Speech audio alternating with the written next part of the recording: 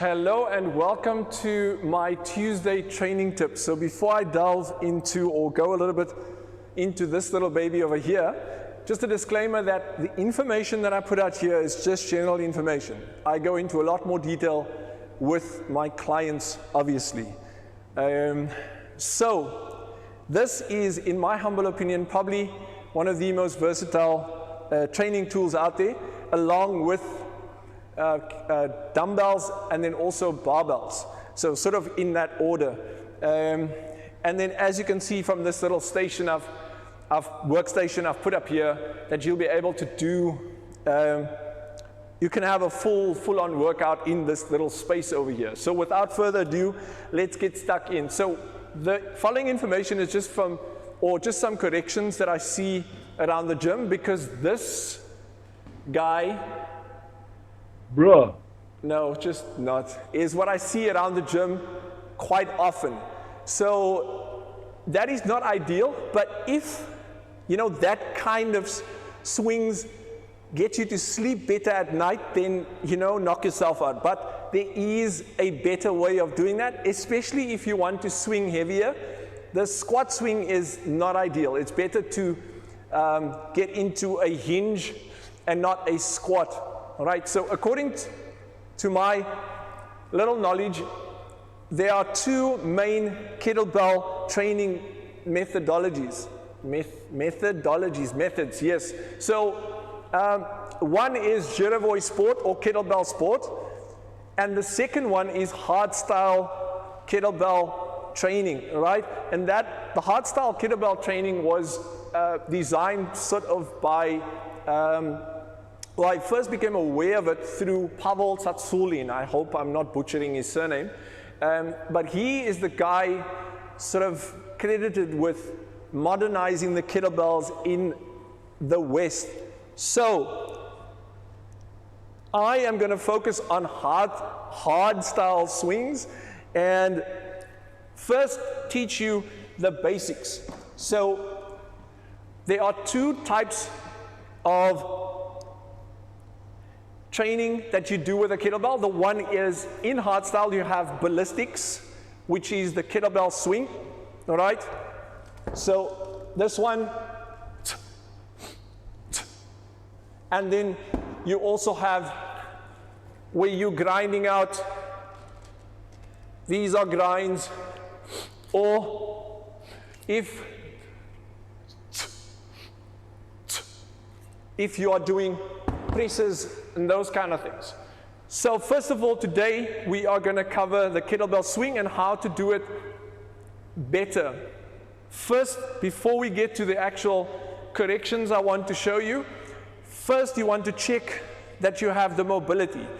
Because the way training is supposed to work is that you first want mobility, then stability, then you work on your strength, and then you work on cardiovascular fitness. Oftentimes in the gym, it is completely reversed. So people will end up having injuries, and it's mainly because they don't have the mobility. People will come from a day job, sitting behind a desk, and then they go to places like that, you know, that training modality with a cross in it. Yes, but it's not actually a cross. It can be sometimes pure evil. And then people try and get into positions that they don't have the mobility and then end up getting injured. So the same with this exercise.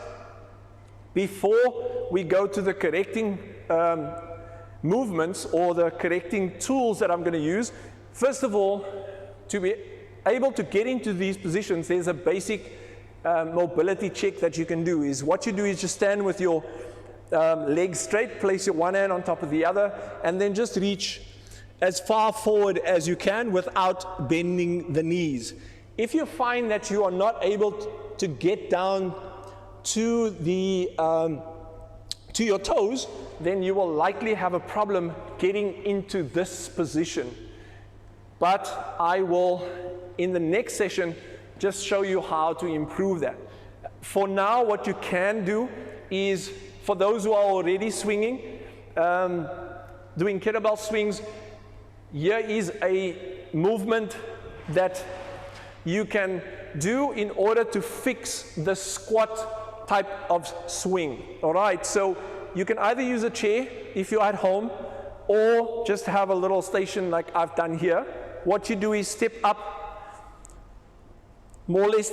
If you look down, you just want to see the tip of your toes, or yeah, you don't want it to be underneath, sort of right in front of the station.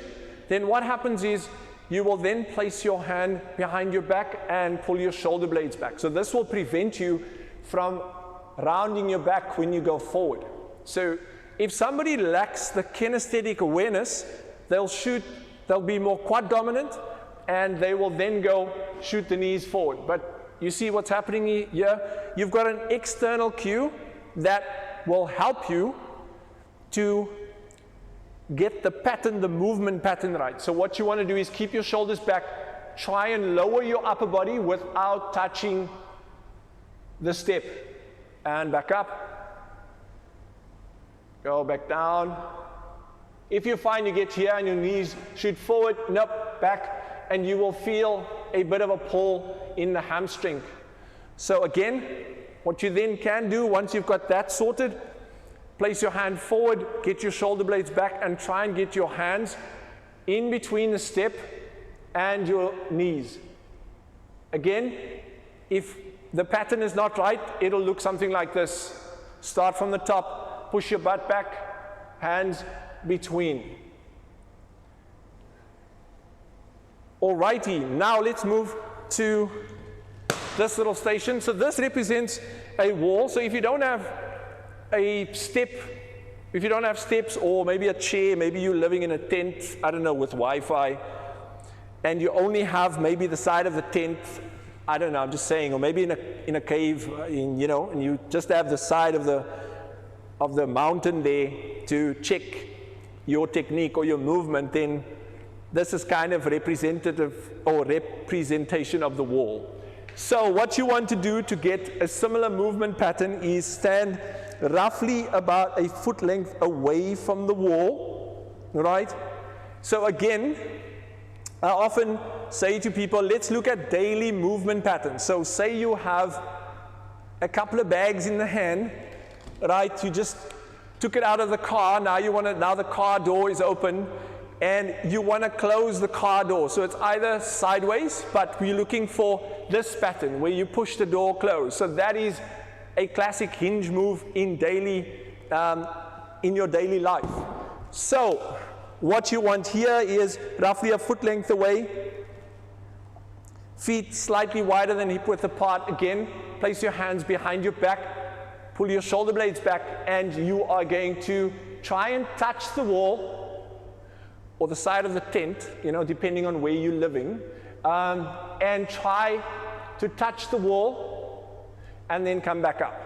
Now again, if somebody lacks I'm saying somebody, so if you're a coach, you can also use this with your clients, but if you lack the kinesthetic awareness, you'll find that you'll go this way. Look at this gap here.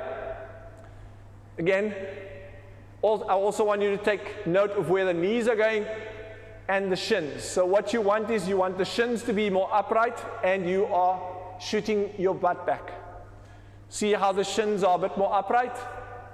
Now what you can do is you can eventually add the weight. Again, foot length away. You want to try and lower the weight between the knees and try and get your butt to touch the wall. So shoulders back first, lower, lower, lower until you touch the wall, and then back up. Lower, lower, lower until you touch the wall.